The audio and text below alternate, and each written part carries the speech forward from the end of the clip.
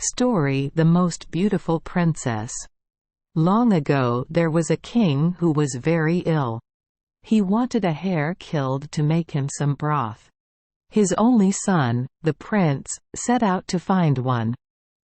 As the prince walked along the path to the forest, a pretty little hare ran out of the hedge and crossed his path.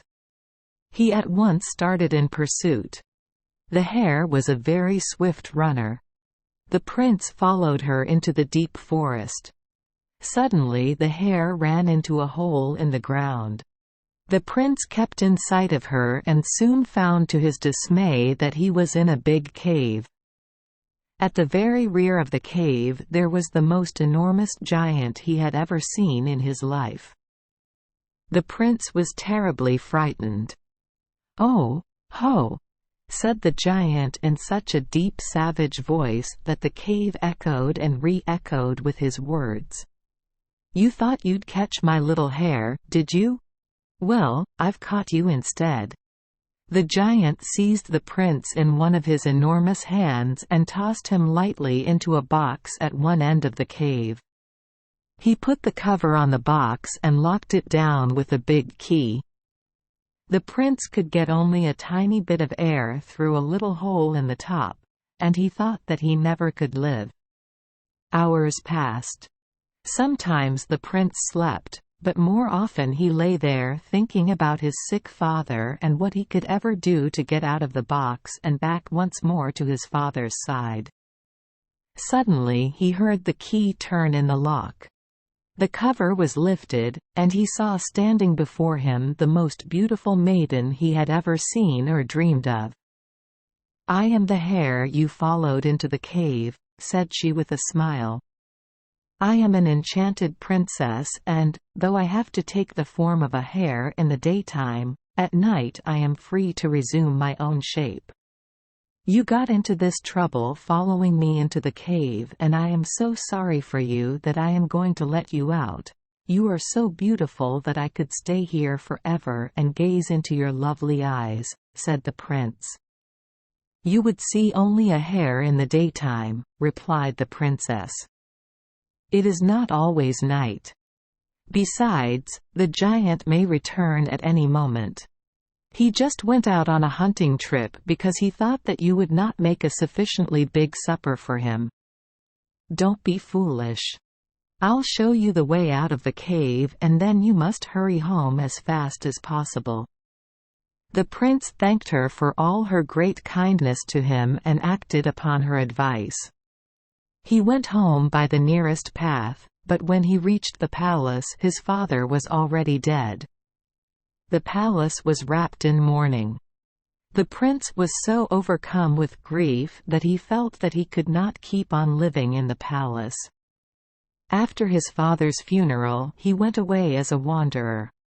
He changed clothes with a poor fisherman whom he met by the river, for he did not wish to be recognized as the prince. Dressed as a poor fisherman he wandered from one kingdom to another. He caught fish for his food, and he soon recognized the fact that the net which the fisherman had given him as part of his outfit was a most wonderful net. The biggest fish in the sea could not break through. "This net must have the special blessing of Nossa Senhora upon it," said the prince. In the course of his wanderings the prince arrived at a city where a great festa was being held. The palace was decked with gay banners. Every afternoon the messenger of the king rode up and down the city streets proclaiming, "The princess of our kingdom is the most beautiful princess in all the world." The prince remembered the beautiful princess who had let him out of the giant's cave. "Surely this princess cannot be as beautiful as she," said the prince. "I am going to see this princess with my own eyes and find out."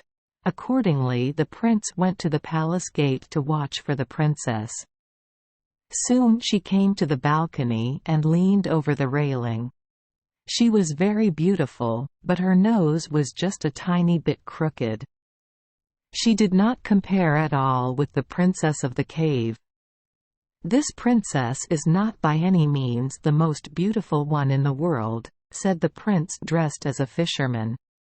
"I know where there is a princess who is much more beautiful." The people standing by heard him.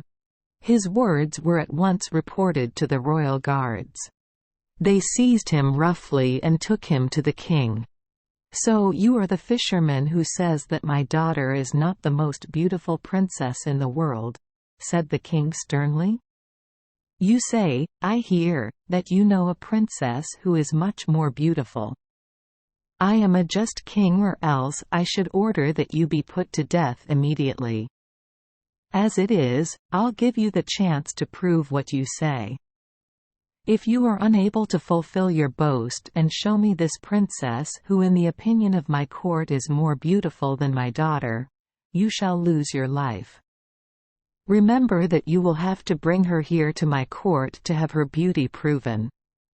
"Thanks, your majesty," said the prince. "If you will allow me 2 weeks to fulfill the contract, and if you'll prepare a festa for the night 2 weeks hence, I'll endeavor to present the most beautiful princess in the world to your assembled court." The king was astonished at the fisherman's words, for he had not thought that a poor fisherman like him knew many princesses. However, he allowed him to depart in search of the princess. Then the prince hurried home and once more walked toward the forest by the same path he had gone the day he went in search of the hare for his father's broth. He soon found the place where the hare had crossed his path, and he did his best to remember the course they had followed as he pursued her into the forest. In the forest he saw evidences of what looked like a flood. The water had washed away every trace of the entrance of the cave. He dug and dug at the place where he thought it ought to be. He found nothing which seemed like the cave's entrance. He dug and dug at a new place nearby, and soon he found his way barred by a massive door. The entrance to the cave was securely shut by it. The prince knocked at the door with all his might. Soon the door was opened a tiny bit and the face of a little old woman looked out. "I am the Amur of the princess," she said. "I think you are the prince she was expecting to return to deliver her from all the terrible calamities which have befallen her. What has happened to my beautiful princess who saved my life?" asked the prince. "I am indeed the prince, but I am surprised that you should recognize me in my fisherman's garb. The princess told me that I would know you by the smile in your eyes," replied the old Amma. "I did not look at your clothes at all. I looked at your eyes. You have the smile in them though your face is sad. Come into the cave, and I will tell you all that has happened." When the prince was inside the cave, she hastily barred the door and said, when the giant returned, he was terribly angry at the princess because she had let you escape. He seized her roughly and put her into the box in your place. The princess had thrown away the key to the box when she let you out, and, search as he would, the giant was unable to find it again anywhere. That made him even angrier than before. All day he sits on the top of the chest when the princess is in the form of the hare. At night when he goes away, he causes a great river to flow around the entrance to the cave. He has placed a huge fish as guard to the entrance. This fish swims up and down before our door and calls out such vile names at the princess, that, when she is in her own form, she stays in the box and stuffs cotton in her ears. You got here just as the giant had left. The water must have risen as soon as you were inside our door. I hear the fish now." Even as she spoke, the prince heard the voice of the fish. It said such terrible words that the prince was glad that the princess was in the box with cotton in ears. "You get into the box with the princess," he said to the Amma. I am a good swimmer and I am going to open the door and swim out. The box is made of wood that will float. So, inside of it, you and the princess will float out to safety." "How will you ever swim past this terrible fish?" asked the old Amma. "Do not fear," replied the prince. "I have with me a net which is so strong that the biggest, fiercest fish in the world cannot break it. I will catch the fish in it. Just wait and you will see. In the meantime, take the cotton out of the ears of the princess and tell her that I am here. Quiet her fears and stay in the box for a few moments." The old Amma got into the box as the prince had commanded. Then he unbarred the great door. The fish swam at him fiercely, but the prince quickly entangled him in his strong net. Holding him fast in the net, the prince swam up to the surface of the water and was soon on the bank of the raging river. Then he killed the fish and scaled it and put the scales in his pocket. The box had floated up to the surface of the water as the prince had said it would. The prince threw his net over it and drew it to land. The Amma and the beautiful princess stepped out. The princess was so lovely that the prince fell upon his knees before her. The sight of her great beauty almost blinded his eyes. "I knew all the time that you would come back again," said the princess. "I knew that you would deliver me from my troubles, but you have been a long time getting here." The prince told the princess all that had happened to him. "You saved my life from the giant," said he. "I am very glad to have had an opportunity to save your life for you. Now I must ask you to again save my life." Then he told about the festa at which he must display the most beautiful princess in the world or forfeit his life. "I'll gladly go to the festa with you," said the princess. "It is fortunate that it is held at night."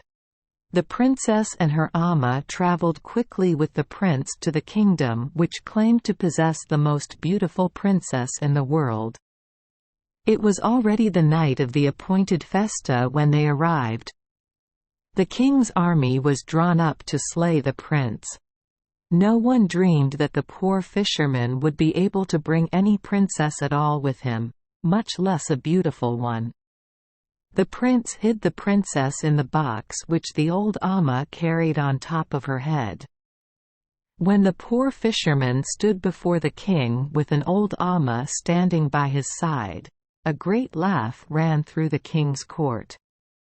"We knew that the fisherman would never be able to bring a princess more beautiful than our own lovely princess," said the courtiers one to another. "But see what he has brought in her place." Then they laughed and laughed until they could hardly stand. The king's soldiers stepped forward to seize the fisherman to put him to death. "Grant me just one moment more of life," begged the prince. The king nodded his head and the prince put his hand into the pocket of his fisherman's coat. He pulled out a handful of silver scales. The most beautiful silvery cloud filled the room. "Just a moment more," begged the prince. Then he pulled a handful of golden scales from out his pocket. The most beautiful golden cloud filled the room. "Please just another little minute," asked the prince, and he pulled out a handful of jeweled scales from his pocket. The most wonderful sparkling cloud of jewels fell about them. As the cloud cleared away, there stood the most beautiful princess anyone had ever seen or dreamed of between the old Amma and the prince in the fisherman clothes. The soldiers drew back. The king looked at the floor and so did all the courtiers. "You have won your wager," said the king when he could find his voice. "Our daughter is not the most beautiful princess in the whole world. I see myself that her nose is a tiny bit crooked. The prince and princess and the old Amma went back to the prince's own kingdom, where the wedding of the prince and princess was celebrated with a great feast. From the moment that the fish scales fell upon the princess, her enchantment was broken and she never became a hare again. She and the prince lived together happily in the prince's palace, and the giant never troubled them again, though they were always careful to keep away from the forest. Thank you for joining us for today's fairy tale. We hope these stories bring joy and meaning to your day. If you love our channel, please hit the subscribe button so you won't miss any exciting tales. Wishing you a good night and sweet dreams. See you in the next story.